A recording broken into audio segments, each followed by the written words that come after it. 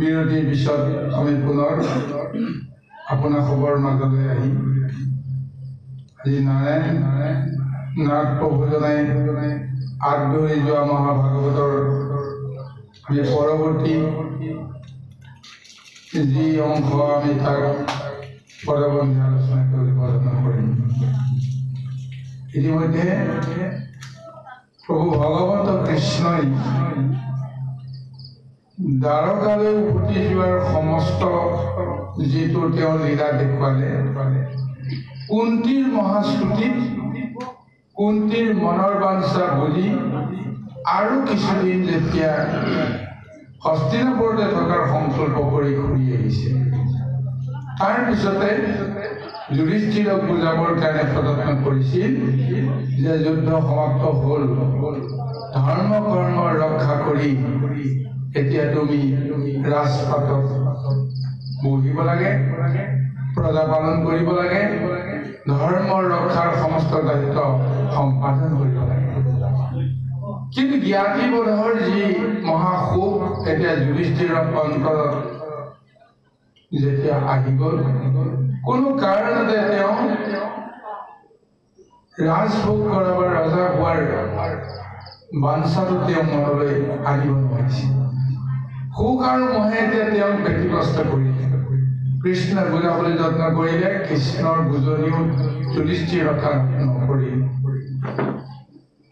আৰু তেতিয়া স্বয়ং ব্যাসদেৱো আহি যুধিষ্ঠিৰক বুজাবলৈ প্ৰযত্ন কৰিছিল। মহাভাৰতৰ স্ৰষ্টা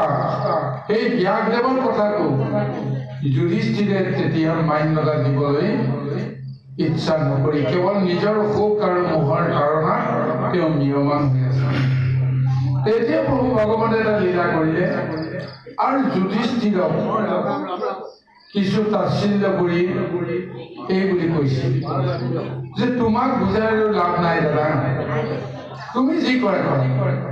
কিন্তু তোমাৰ সন্মুখত আৰু এটা ধৰ্ম আহি আছে, তোমাৰ কৰ্ম আছে, তুমি পাহৰি গৈছা। পিতামহ ভীষ্ম এতিয়াও খৰসজ্জা গ্ৰহণ কৰি জলক্ষেত্ৰত অকলশৰে তেওঁ পৰি আছে। এতিয়া সেই পিতামহ ভীষ্মৰ ওপৰত তোমাৰ কৰ্তব্য আছে নে নাই ক'ব নোৱাৰো, কিন্তু মই হ'লে তেওঁক সাক্ষাৎ কৰিবলৈ যাওঁ। এই বুলি যেতিয়া কৃষ্ণই যেতিয়া প্ৰকাশ কৰিলে, লগে লগে যুধিষ্ঠিৰৰ মনত, পঞ্চ পাণ্ডৱৰ মনত সেই পিতামহ ভীষ্মৰ কথা মনত কৰি আৰু নিজৰ যিটো মহাদুখ, সেই বেদনাটো তেওঁলোকে অনুভৱ কৰিলে। পিতামহ ভীষ্মক যে খৰসজ্জাত বাধ্য কৰালে এনেদৰে পতিত হ'বৰ কাৰণে, তাৰ প্ৰধান দুখ যে যুধিষ্ঠিৰে হয়তো ভাবিছে যে মোৰ কাৰণতে হৈছে, অৰ্জুনে হয়তো ভাবিছে যে মোৰ শৰৰ আঘাতত তেওঁ খৰসজ্জা গ্ৰহণ কৰিছে। যিজন পিতামহে আমাক আঙুলিৰ মূৰত ধৰি গোটেই সংসাৰখন বুজাবৰ কাৰণে আমাক কিমানখিনি কি নকৰিলে। চিৰপূজ্য সেই পিতামহ ভীষ্মক যেনেকেই নহওক আমি তেওঁক এনেকুৱা এটা পথলৈকে আগুৱাই গতিকে ভীষ্মৰ মনত পৰাৰ লগে লগে তেওঁলোকৰ ভয় শংকা আৰু মান অপমান সমস্তবিলাকে ব্যতীত কৰি তুলিলে আৰু ভীষ্মৰ সন্মুখত উপস্থিত হোৱাৰ নৈতিক সাহস তেওঁলোকে ইমান দিনে কৰিব পৰা নাছিল অপৰাধ কৰা কৃষ্ণই যেতিয়া ক'লে নাই নহয় মই যাম তেলে কৃষ্ণই যেতিয়া ভীষ্মৰ ওচৰলৈ যোৱাৰ কথা চিন্তা কৰে কৃষ্ণৰ সাহসতে এতিয়া আমি পঞ্চ পাণ্ডৱ কুন্তি দ্ৰৌপদীকে আদি কৰি সমস্তবিলাকে এতিয়া ভীষ্মৰ সন্মুখীন হোৱাৰ সাহস কৰিলে যেতিয়া সমস্ত গৈ ভীষ্মক দেখা পালে ভীষ্মক চাৰিওফালে যেতিয়া আগুৰি প্ৰত্যেকেই যেতিয়া সমাজ পাতি বহিল স্বৰ্গৰ দেৱতাবিলাকো আহিল ঋষিমুনি সমস্তবিলাকো আহিল আজি পিতামহ ভীষ্মৰ মহামুখখনৰ সময় স্বয়ং প্ৰভু ভগৱন্ত কৃষ্ণ আহি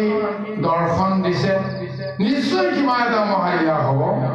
আৰু এই মহালীলাৰ অন্ততেই হয়তো ভীষ্মই এই সংসাৰ ত্যাগ কৰি গুচি যাব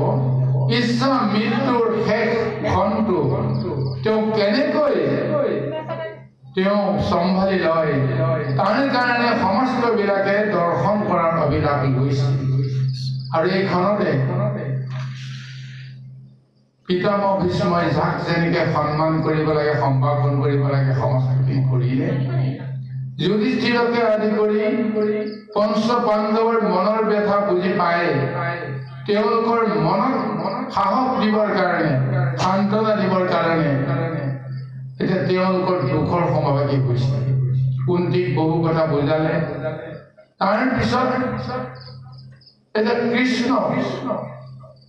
সেই কৃষ্ণক যেতিয়া তেওঁ প্ৰত্যক্ষ কৰিলে সেই কৃষ্ণক যিটো ৰূপেৰে তেওঁ দৰ্শন কৰিছিল সেই ৰূপৰ বৰ্ণনাটো সুন্দৰভাৱে তেওঁ প্ৰকাশ কৰিছে কৃষ্ণক মহাস্তুতি কৰাৰ চলেৰে প্ৰকৃততে তেওঁ কৃষ্ণক কি ৰূপে দেখিছিল পঞ্চ পাণ্ডৱে হওক বা অন্যান্যসকলে বসুদেৱৰ পুত্ৰ বুলি জ্ঞান কৰিছিল কিন্তু ভীষ্মই সেইজনক কি বুলি জ্ঞান কৰিছিল এতিয়ালৈকে কোনেও জানিব পৰা নাছিল সেইকাৰণে ভীষ্মই এতিয়া এই বিষ্ণু বা কৃষ্ণ যি ৰূপত তেওঁ দেখিছিল সেই ৰূপটো এতিয়া প্ৰকাশ কৰিছিল যুদ্ধ ক্ষেত্ৰৰ এই মহাবৰ্ণনাত কৃষ্ণক কি ৰূপে দেখা গৈছিল শত্ৰুৰ পক্ষত অৰ্জুনৰ ৰথৰ সাৰথী ৰূপত দেখিছিল কিন্তু সেই ৰূপটো ভীষ্মই কেৱল ভগৱন্তৰ সেই ৰূপটো দেখি তেওঁ বিমোহিত হৈছিল প্ৰভু ভগৱন্ত কৃষ্ণই কি ৰূপ লৈছিল যিখিনি সময়ত অৰ্জুনৰ ৰথৰ সাৰথী হৈ ৰণক্ষেত্ৰত যেতিয়া ৰথ দৌৰাই ফুৰিছিল ঘোঁৰাৰ ধূলি যেতিয়া লাগি সমস্তবিলাক দুখৰিত হৈ গৈছিল যে কৃষ্ণৰ মুখমণ্ডলত অলকা পাংতিত সেই ধূলি লাগি দুখৰিত হৈছিল আৰু ঘৰ্মবিন্দু লাগি ঘাম ওলাই যেনেকুৱা এটা ৰূপ দেখা গৈছিল এটা সাধাৰণতে তেনেকুৱা এটা ৰূপত কোনেও মুগ্ধ নহয় কিন্তু ভীষ্মই দেখিছিল কি যে তেওঁ সেই ৰূপেৰেও যিটো মুখ দৰ্শন জগতত দিলে অপূৰ্ব তেওঁৰ মুখত ইমান এটা মধুৰ শান্তি পৰিৱেশ আছিল অথচ উন্মাদ হৈ তেওঁ ৰণক্ষেত্ৰত তেওঁ ৰথ দৌৰাই পৰিছিল তাৰ মাজত তেওঁ ঘৰ্মবিন্দু লাগি যিটো মহাজ্যোতি তেওঁৰ দেহৰ পৰা মুখৰ পৰা নিগৰিত হৈছিল সেই ৰূপটো দেখি সমস্তজন যেন বিমোহিত হৈ গৈছিল স্বয়ং ভীষ্ম বিমোহিত হৈছিল আৰু যেতিয়া ভীষ্মৰ কাঁড়ৰ আঘাতত বা শত্ৰুৰ কাঁড়ৰ আঘাতত কৃষ্ণৰ কবচ ভেদ কৰি তেওঁ শৰীৰত আঘাত কৰিছিল কৃষ্ণৰ দেহৰ পৰা তেজ নিগৰিছিল সেই ৰক্ত নিগৰি ৰাঙলী হোৱা শৰীৰটোৰ মাজেৰেও যিটো ৰূপ পাইছিল তাৰ মাজেৰে যেন ৰক্ত কমলহে যেন প্ৰভু ভগৱন্ত কৃষ্ণৰ শৰীৰত পৰি আছিল সেইটো ৰূপত দেখা গৈছিল আৰু সেই ৰূপতে এতিয়া তেওঁ কল্পনাত বিভোৰ হৈ এটা কৃষ্ণৰ ওচৰত নিবেদন কৰিছে, হেনয় কৃষ্ণৰ চৰণত নিতে থাকুক ৰুটি আমাৰ। সেইজন কৃষ্ণ সেই দুখতে হওক বা সুখতে হওক, লীলাতে হওক বা যি ৰূপতে নাথাকক, ভক্তক যিটো ৰূপ তেওঁ দৰ্শন দিয়ে সেই ৰূপটো অভক্তই কেতিয়াও দেখা নাপায়। কৃষ্ণ দেখা পাইছিল এইকাৰণে যে কৃষ্ণই যে ভীষ্মক ভক্ত বুলি যে তেওঁ জ্ঞান কৰিছিল, সেইকাৰণে হয়তো ভীষ্মৰ মানৱপটত ভগৱন্তৰ সেই ৰূপটো তেওঁ দেখা পাইছিল যে ভগতৰ বন্ধু কৰুণাৰ সিন্ধু আমি অনাথৰ নাথ, তোমাৰ শৰণ নেৰু মোৰ মন নমো নমো নমাই মাত। তেওঁ স্তুতি কৰিছে সেইজন পৰম প্ৰভু ভগৱন্ত ভকতৰ বোলে বন্ধু, কৰুণা সিন্ধু যে কৰুণাৰ সাগৰ আৰু অনাথৰ নাথ, যাৰ কোনো নাই, যাৰ পিতৃ মাতৃ নাই, যাৰ উপদেশদাতা কোনো নাই, সেইজনক ৰক্ষা কৰোতা অনাথৰ নাথ, স্বামীৰো স্বামী মহাস্বামী সেইজন প্ৰভু ভগৱন্ত কৃষ্ণ। তোমাৰ চৰণত কোনো দিনে যেন মোৰ মন বিচলিত নহয়, সেইকাৰণে তোমাৰ চৰণত মই মুণ্ড মই নিবেদন কৰিছো আৰু নমস্কাৰ কৰিছো যে বন্ধু বড় দুখে পৰিলা ৰথত হাতৰো এৰিলা চাপ, মহাজ্ঞান দানে হৰিলা কুমতি অৰ্জুনৰো কৃষ্ণ বাস। তুমি অৰ্জুনক কি কিবা কৰিলা? হাতে তেওঁৰ মনৰ ভিতৰত বন্ধু বধৰ তাৰণা এটা সময় দি তেওঁ ব্যথিত কৰিলা। যুদ্ধ ক্ষেত্ৰলৈ উন্মাদ হৈ তেওঁৰ ৰণক্ষেত্ৰত প্ৰৱেশ কৰিলে,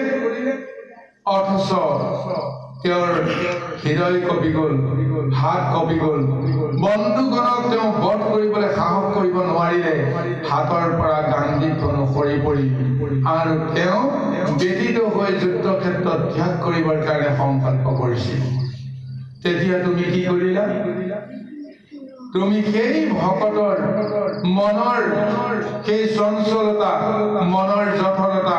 সমস্তখিনি নাশ কৰিবৰ কাৰণে তেওঁ দিব্য জ্ঞান দিলা, মহাগীতা দান দি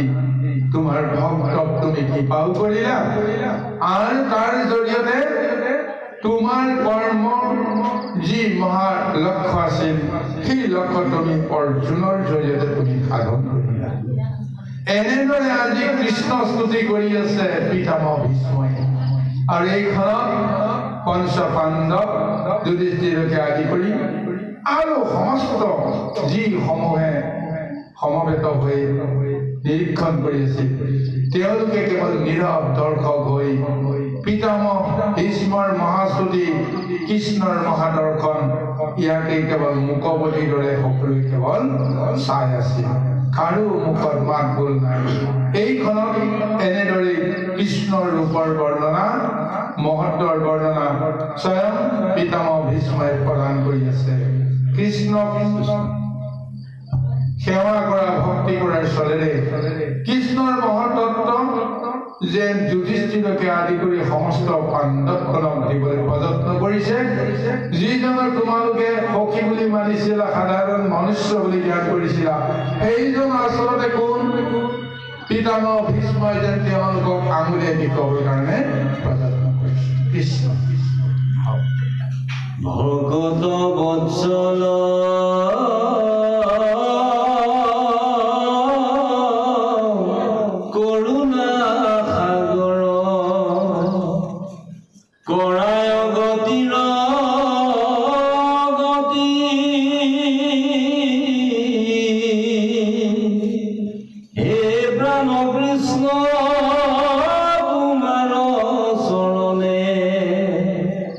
সততে থাকো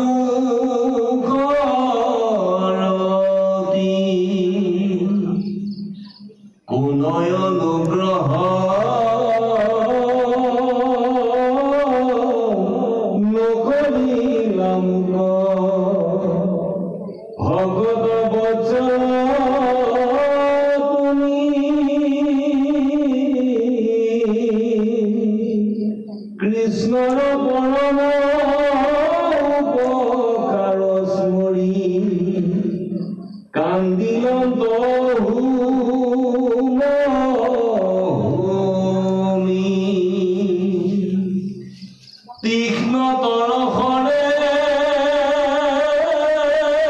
কবচ ভেদিলা কূপে আতি তনু কাম্পে মুখ ক্রোধ করি করে চক্র ধরি রথর নামি জাম্পে মুগ কাটিবাক বেগে যান্ত খেদি পৃথিৱী খণ্ডলৰাই অৰ্জুনে পদত ধৰন্ত ক্ৰোধত চলন্ত তাংকুচেৰাই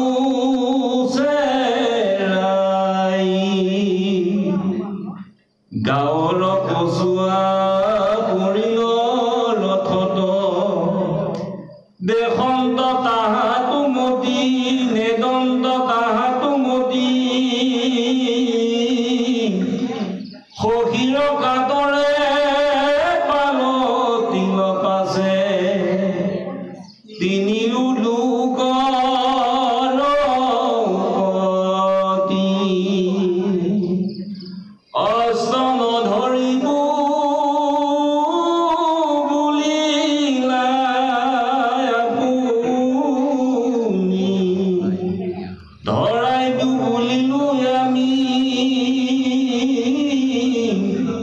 নিজ অংগীকাৰ চন্দ কৰি মোৰ প্ৰতিজ্ঞা ৰাখিলা স্বামী। এতিয়া ভীষ্মৰ মনত যি এটা স্মৃতি মনত পৰিছে সেইটো এতিয়া ব্যক্ত কৰিছে আৰু কৃষ্ণক নিবেদন কৰিছে, হে প্ৰভু তুমি ভক্তৰ প্ৰতি তুমি কিমান কৃপা কৰা তাৰ প্ৰমাণটো মোৰ ক্ষেত্ৰতেই মই লাভ কৰিছো। এতিয়া তেওঁ নিবেদন কৰিছে, হে প্ৰভু তুমি মোক কিমান কৃপা কৰা মই এই বিষয়ে তোমাক কওঁ। যেতিয়া তুমি কুৰুক্ষেত্ৰ মহাসমৰত উপবিষ্ট হবৰ কাৰণে প্ৰযত্ন কৰিছিলা, কুৰুক্ষেত্ৰ যুদ্ধৰ আগমুহূৰ্ততেই তুমি এনেকুৱা এটা পৰিৱেশ ৰচনা কৰি দিছিলা যে এইখন যুদ্ধ তুমি কোনো কাৰণতে বিচৰা নাই। তুমি কৌৰৱ পাণ্ডৱৰ যুদ্ধ কোনো কাৰণতে নহওক এনেকুৱা এটা ধাৰণাই তুমি জগতক দিছিলা, যাৰ ফলত যুধিষ্ঠিৰৰ শান্তিৰ প্ৰস্তাৱ লৈ তুমি কুৰু ৰাজসভাতো উপস্থিত হৈছিলা। কিন্তু মই বুজিছিলো কি এইখন যুদ্ধ তোমাৰ যোজনা মতে হৈছে। এইখন যুদ্ধ কৰি তুমি সমস্ত জনক বধ কৰিবৰ কাৰণে প্ৰযত্ন কৰিছা। তেনে হে প্ৰভু তোমাৰ যদি এইটো ইচ্ছা তেতিয়াহ'লে ভাই ভাতৃ কৌৰৱ পাণ্ডৱৰ মাজত বিভাজন কিয় দিছা? তুমি নিজেইতো সমস্তখিনি কৰিব পাৰা, কিন্তু তুমি কৰা নাই। লোককে দেখুৱাই তুমি এই যুদ্ধত তুমি জড়িত নোহোৱা। দুখ দিছা পাণ্ডৱক, দুখ দিছা কৌৰৱক। যেনেকেই নহওক দুই পক্ষৰ মাজত কিবা নহয় কিবা এটা পাৰিবাৰিক কণ্ডলৰ মাজেৰে যেনেদৰে তুমি যুদ্ধলৈ আগুৱাই আহিছা। এতিয়া 105 জন ভাই ককাই, কৌৰৱৰ 100 জন, পাণ্ডৱৰ 5 জন। এই 105 জন ভাই ককাইৰ মাজৰ কাজিয়াখনত 18 অক্ষয়খিনি সেনা সমবেত কৰোৱাৰ যোজনা কৰিছে। তাৰমানে সমস্তখিনি মৰিব লাগিব। তাৰ উদ্দেশ্যটো মই বুজিছো তুমি এই সমস্তখিনি কৰিছা। তেতিয়া কৃষ্ণই কৈছিল, যিখন যুদ্ধত মই অস্ত্ৰ নধৰো, গতিকে এইখন যুদ্ধ মই কৰিছো বুলি মই কেনেকৈ কওঁ? যদি প্ৰয়োজন হয় মই অংগীকাৰ কৰিছো মই অস্ত্ৰ নধৰো। তেতিয়া ভীষ্মই কৈছিল, তুমি যদি অস্ত্ৰ নধৰো বুলি অংগীকাৰ কৰিছা তেতিয়াহ'লে ময়ো অংগীকাৰ কৰিছো। তুমি কেনেকৈ অস্ত্ৰ নধৰাকৈ যুদ্ধ ক্ষেত্ৰত তুমি উপস্থিত হোৱা মই বাধ্য কৰাম তুমি যুদ্ধ তুমি অস্ত্ৰ ধৰিছা আৰু এইখন যুদ্ধ তুমিয়ে কৰিছা ধৰ্ম আৰু ধৰ্মৰ কথা বেলেগ কিন্তু কথা হ'ল তুমি কোনোবা এটা পক্ষত তুমি যুদ্ধত অৱতীৰ্ণ হৈ সকলোকে ধ্বংস কৰিব বিচাৰিছা তেতিয়া কৃষ্ণ আৰু ভীষ্মৰ মাজত হোৱা অংগীকাৰ সেই অংগীকাৰৰ অৱশেষত কি হ'ল যেতিয়া যুদ্ধ ক্ষেত্ৰত অন্তিম মুহূৰ্তত যেতিয়া মুখামুখি হৈ গ'ল পিতামহ ভীষ্মই যেতিয়া তীব্ৰ বাণ অৰ্জুনক লক্ষ্য কৰি যেতিয়া ভয় কৰিলে সেই তীব্ৰ বাণ গৈ কৃষ্ণৰ কৱচ ভেদিলে কৃষ্ণৰ দেহ ৰক্তাক্ত হৈ গ'ল আৰু এইখনত অৰ্জুনক তেওঁ তিৰস্কাৰ কৰিছিল হে সখী ভীষ্মৰ যি মহাশক্তিৰে এই কাৰ নিক্ষেপ কৰিছে ইয়াৰ প্ৰত্যুত্তৰ দিব পৰা শক্তি তোমাৰ আছে কিন্তু তুমি কিয় সেই শক্তি প্ৰয়োগ কৰা নাই কৃষ্ণইও ভালকে জানে যে অৰ্জুনে কেতিয়াও প্ৰাণঘাতী অস্ত্ৰ ভীষ্মক প্ৰয়োগ কৰিব নোৱাৰে প্ৰাণঘাতী অস্ত্ৰ কেতিয়াও অৰ্জুনে দ্ৰোণাচাৰ্যক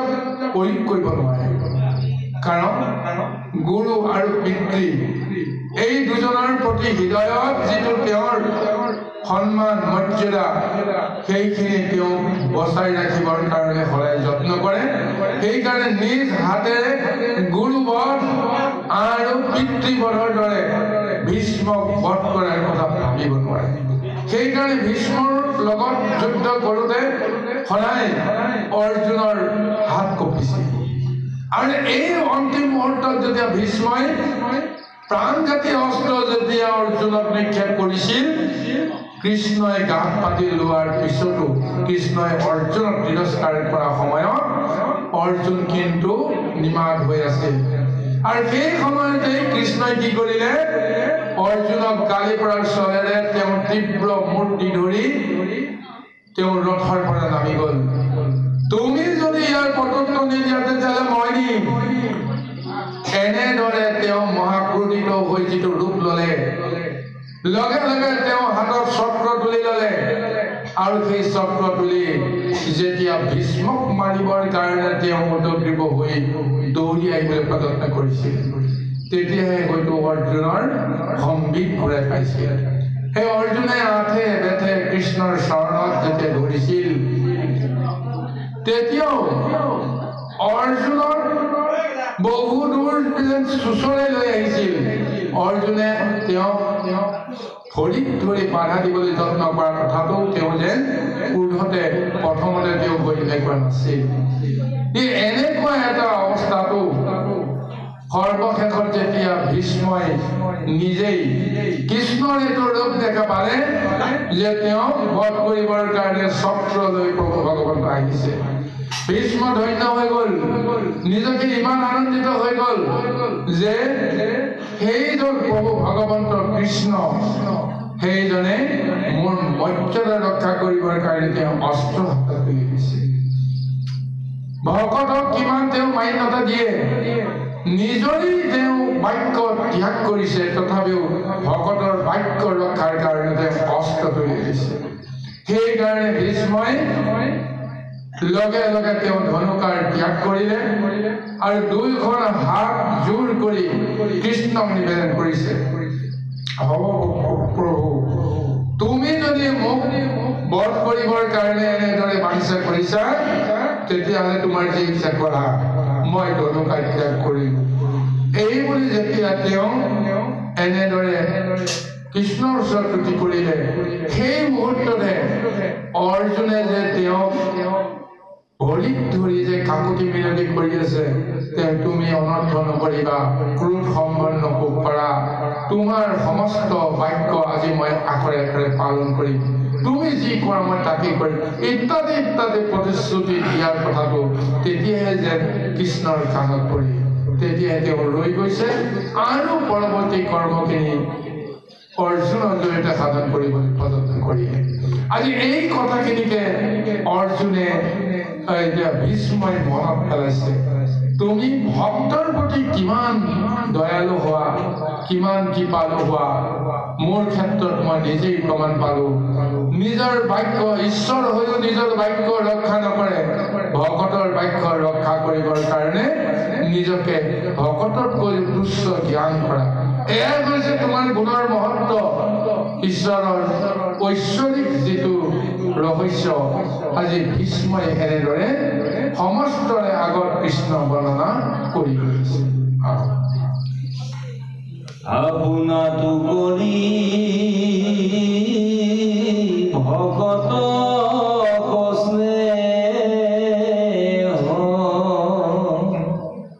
জানিলো তাক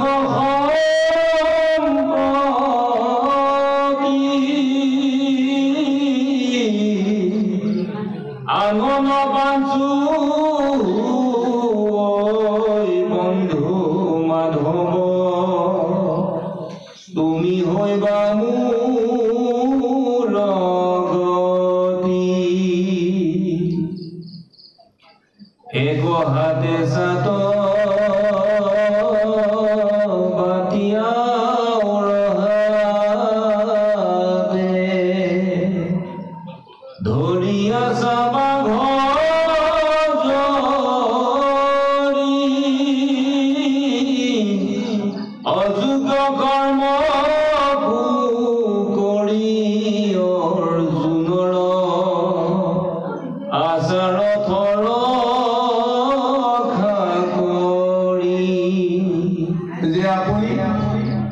নিজতকৈ যে ভকতক বেছি স্নেহ কৰা, এই সমস্ত ৰহস্য মই জানিলো। আৰু সেইকাৰণে হে প্ৰভু, হে মাধৱ, তুমি পৰম বান্ধৱ, তোমাৰ পৰা মই আন একো বাঞ্ছা নকৰো, কেৱল তুমি মোৰ গতি আৰু মুক্তি সাধনৰ ব্যৱস্থা কৰা। তুমি ভক্তৰ কাৰণে কি নকৰা, নকৰিব লগা কৰ্ম তুমি কৰি আছা। তোমাৰ অযোগ্য যি কৰ্ম, তুমি ঈশ্বৰ ঈশ্বৰ পৰমেশ্বৰ, সেই পৰমেশ্বৰজনে যি কৰিব লাগে সেই কৰ্ম নকৰিব লগা কৰ্ম তুমি কেনেকৈ কৰিছা? যে তুমি ঈশ্বৰ হৈও কি কৰিছা? অৰ্জুনৰ ৰথৰ সাৰথি হৈছা। সাৰথি আৰু ৰথি লৌকিক কোনজন শ্ৰেষ্ঠ? ৰথিজনৰ প্ৰতিটো আজ্ঞা সাৰথিয়ে পালন কৰিব লাগিব। অৰ্থাৎ সেই মুহূৰ্তত সাৰথি হৈছে ৰথিৰ আজ্ঞাবাহী এজন ভিত্তৰ দৰে। তেওঁ যি নিৰ্দেশ দিব, এইফালে লৈ যোৱা, সেইফালে লৈ যোৱা, সেইমতে লৈ যাব। কিন্তু তুমি জগতৰ ঈশ্বৰ, এই কৰ্মটো আনৰ আদেশ পালন কৰাটো তোমাৰ কেতিয়াও যোগ্য কৰ্ম নহয়। এহাতে তুমি বাঘ যদি লেকাম তুমি হাতত লৈছা, এহাতে তুমি চাবুক লৈছা, আৰু এনেদৰে তুমি অৰ্জুনৰ ৰথৰ ঘোঁৰা দৌৰাই আছা আৰু অৰ্জুনৰ ৰথ তুমি ৰক্ষা কৰি আছা। গতিকে তুমি অযোগ্য কৰ্মকো কৰি সমস্ত জগতক তুমি যিটো নিদৰ্শন দিলা, এই তত্ত্বটো আনে কোনেও বুজিবলৈ সক্ষম নহয়। যদিহে তুমি কৃপা কৰি কাৰোবাক ভক্তৰ কৃপা ৰূপত তেওঁ এই জ্ঞান দানটো যদি নিদিয়া, তেতিয়াহ'লে কোনেও তোমাক এনেদৰে দৰ্শন কৰিব নোৱাৰে। কৃষ্ণ ইৰাম সেই সময়ত বিৰহ বজত যুদ্ধত হুৱে সন্মুখ, তোমাৰ বদন পদ্ম দেখিয়া পাখৰৈ সংসাৰ দুখ। অৰ্জুনৰ ৰসৰে আশিকা দেখিৰ এৰাৱে কৰ্ম বন্ধক, চতুৰ্ভুজ ৰূপে বিমানত চৰি লৰি যাইব কুণ্ঠক। এতিয়া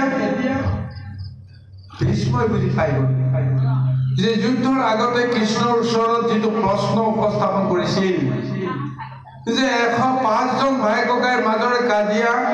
তুমি 18 অক্ষয়গিৰি সেনা সমবেত কৰাই কি কৰ্ম কৰিবলৈ কৈছা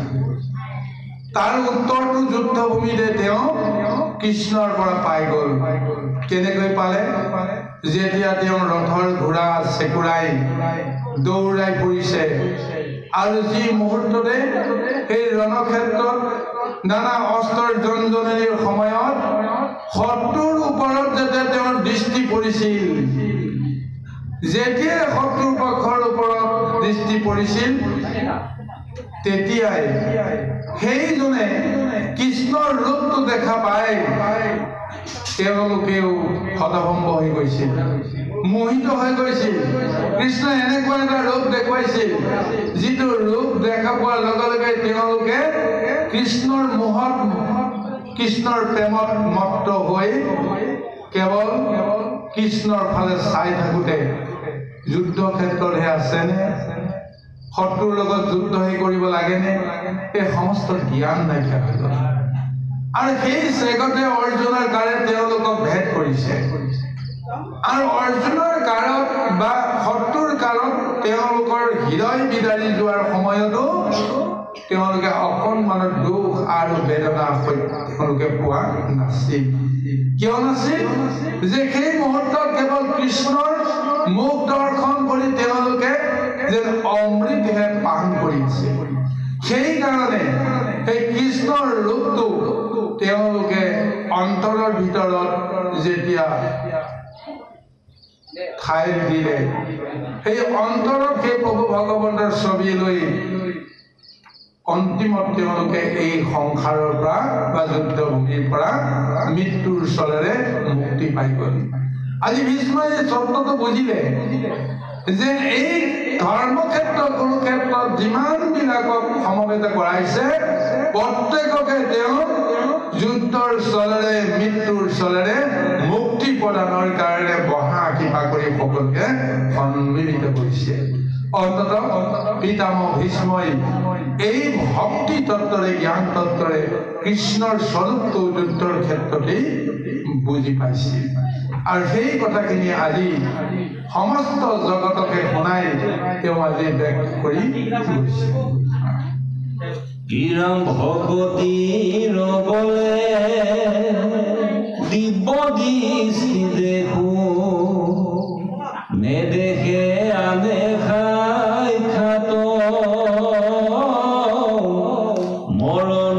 সময়ে শৰণ পখিলো ৰহুগৰতি তোমাত গোপী মহা গৰ্বে অন্ধ ভৈল তোমাৰ পায়া সন্মান মহায় অহংকাৰ দেখিতা সম্বাৰ তৈতে ভৈলাই অন্ত ধ্যান আৰে কৃষ্ণই যুদ্ধৰ আৰম্ভণিতে প্ৰকৃতপক্ষে শত্ৰু পক্ষক নিপাত কৰিল অন্ততঃ ভীষ্মই আত্মদৰ্শনে এইটো উপলব্ধি কৰিছিল কেনেকৈ কৰিছিল ইয়াৰ আগৰ পদত উল্লেখ কৰি গৈছে যি মুহূৰ্ততে অৰ্জুনে কৃষ্ণক নিবেদন কৰিছিল যুদ্ধৰ আগমুহূৰ্তত যে হে সখী শত্ৰু পক্ষত কোন কোন মহাবীৰ কোন কোন জাগাত থাকি যুদ্ধ কৰিবলৈ আহিছে মই প্ৰত্যেককে নিৰীক্ষণ কৰোঁ তুমি ৰথখন কিছু দূৰ আগুৱাই লৈ যোৱা অৰ্জুনৰ কথা শুনি তেওঁ আগুৱাই লৈ গ'ল সঁচা দুই পক্ষৰ মাজত তেওঁ ৰথখন ৰাখিলে ৰথখন ৰাখি অৰ্জুনৰ ফালে চালে আৰু তেওঁ নিজেও সন্মুখৰ ফালে কোন ক'ত আছে প্ৰত্যক্ষ কৰিলে তেতিয়া অৰ্জুনে কাক কেনেকৈ দেখিলে বেলেগ কথা কিন্তু কৃষ্ণই যিটো দৃষ্টি শত্ৰু পক্ষ নিবেদন কৰিছিল ভীষ্মই বুজি পাইছিল তাৰ মৰ্মাৰ্থ এতিয়া তেওঁ ব্যক্ত কৰি কৈছে যিখনত তুমি শত্ৰু পক্ষক তুমি দৃষ্টি নিবদ্ধ কৰি তেওঁলোকৰ ফালে চালা সেই মুহূৰ্ততে তোমাৰ কালৰূপী সেই মহাদৃষ্টিয়ে সমস্তৰে আয়ু শ্ৰী তুমি হৰণ কৰি অৰ্থাৎ সেই মুহূৰ্ততে সমস্ত শত্ৰু পক্ষৰ মৃত্যুৰ যিটো ব্যৱস্থা তুমি আৰম্ভ কৰি দিলা তোমাৰ দিব্য দৃষ্টিয়ে সমস্তৰে আয়ু শ্ৰী হৰণ কৰি আৰু সেইকাৰণে পিতামহ ভীষ্মই কৈছে যে মই ইচ্ছা মৃত্যুধাৰীজনেও শেষত উপলব্ধি কৰিলো যে এই যুদ্ধত কৃষ্ণই যিটো বাঞ্ছা কৰিছে সেই হ'ব মই আৰু চিৰদিন ইচ্ছা মৃত্যু ধাৰণ কৰি থাকিব নোৱাৰিম নহলে কি কাৰ কি শক্তি আছিল দ্ৰোণাচাৰ্যক বধ কৰা কাৰ কি শক্তি আছিল কৰ্ণক বধ কৰা কাৰ কি শক্তি আছিল অশ্বত্থামাকে আদি কৰি সমস্ত বীৰগণক পৰাভূত কৰা কেৱল কৃষ্ণৰ ইচ্ছাত কৃষ্ণৰ বাঞ্ছাত সমস্তখিনি সম্পূৰ্ণ হৈছে আৰু কাল দৃষ্টিয়ে যেতিয়া তেওঁ শত্ৰুৰ পক্ষক এনেদৰে দৃষ্টি প্ৰদান কৰিলে আয়ুশ্ৰী সমস্ত হৰণ কৰি লৈ আহিল আৰু বাকীখিনি কৰ্ম কেৱল নিৰ্বিবাদ এটা নিৰ্দিষ্ট সময়ৰ ভিতৰত সমস্ত কৰ্ম সমাপন হৈ গৈছে কিন্তু আগতীয়াকৈ সমস্ত যোজনা সম্পূৰ্ণ হৈ গৈছে যুদ্ধ আৰম্ভ নহওঁতেই আধ্যাত্মিকভাৱে যুদ্ধ সমাপ্ত হৈ গৈছে আৰু এই তত্ত্বটোকে এতিয়া ভীষ্মই কৈ এনেদৰে প্ৰভু ভগৱন্তৰ ওচৰত নিবেদন কৰিছে যে হে প্ৰভু ভকতিৰ বলে তোমাৰ এই দিব্য দৃষ্টি দেখা সম্ভৱ হৈছে সেইকাৰণে মৰণৰ সময়তো মই তোমাৰ ওচৰত ৰতি কৰিছো তোমাৰ ওচৰত প্ৰাৰ্থনা কৰিছো তুমি যে মোক কৃপা কৰা ইয়াৰ পিছতো তেওঁ কৈছে যে তোমাৰ মহিমা অপাৰ কাক কেনেকৈ সন্মান কৰিব লাগে কাক কেনেকৈ কৃপা কৰিব লাগে সব জানা অকল কৌৰৱ পাণ্ডৱকে নহয় তুমি জন্মৰ পিছৰে পৰা যিমানবিলাক লীলা কৰিলা সমস্ত লীলাৰ মাজত তুমি কেৱল জগতক কৃপাই কৰি আছা আৰু তেওঁ কৈছে গোপী হব মহা গৰ্বে অন্ধ ভৈলা তোমাকো পায় সন্মান মহা অহংকাৰ দেখি তাকম্বাৰক তৈতে ভৈলা অন্তৰ্ধান ভক্তৰ মনত যেতিয়া অহংকাৰ আহে তোমাৰ দয়া উপজে তুমি সেই ভকতক কল্যাণ কৰিবৰ কাৰণে তুমি লীলা কৰা আজি বৃন্দাবনত গোপীসকলেও তোমাকেই পাবৰ কাৰণে বাঞ্ছা কৰি আছিল আৰু তেওঁলোকৰ বাঞ্ছা পূৰণৰ কাৰণে তেওঁলোকৰ লগত তুমি মহা ৰাসলীলা কৰি সকলোকে তুমি মনৰ বাঞ্ছা পূৰণ কৰাবৰ যত্ন কৰিছিলা কিন্তু তোমাৰ আদৰ পাই তোমাৰ সন্মান পাই গোপীসকলৰ অহংকাৰ আহি গ'ল তেওঁলোকৰ মনত এনেকুৱা এটা ভাৱ আহি গ'ল যে আমাৰ ৰূপত মোহিত হৈ কৃষ্ণ আমাক এৰি ক'তো যাব নোৱাৰে কৃষ্ণই আমাৰ পিছে পিছে ঘূৰি ফুৰিবৰ কাৰণে বাধ্য কাৰণ তেওঁ আমাৰ ৰূপত তেওঁ মোহিত এই অহংকাৰটো যেতিয়া তেওঁলোকৰ অন্তৰত আহি গ'ল অন্তৰ্যামী কৃষ্ণই বুজি পালে যে ভকতৰ অন্তৰত যদি অহংকাৰ থাকে তেতিয়াহ'লে মুখ নাপায় সেইকাৰণে তেওঁলোকৰ অহংকাৰ নাশ কৰিবৰ কাৰণে ঠাইতে তেওঁ অন্তৰ্ধান হৈ গ'ল অন্তৰ্ধান হোৱাৰ পিছতে গোপীসকলৰ মনত কৃষ্ণময় ভাৱনাই যেনেকৈ ঠাই পালে কৃষ্ণক বিচাৰি বিচাৰি হাইৰাণ হৈ গ'ল ক'তো নাপালে তাৰ পিছত তেওঁলোকৰ নিজৰ আত্ম অনুশোচনা আহি গ'ল যে কৃষ্ণ পোৱাৰ যিটো ভাৱনাই তেওঁলোকৰ মনত যেনেকুৱা এটা কুবুদ্ধি দিলে দুৰ্বুদ্ধি দিলে সেই সমস্তখিনি এতিয়া নাশ হৈ গ'ল আৰু সেইজন কৃষ্ণক বিচাৰি বিচাৰি নাপায়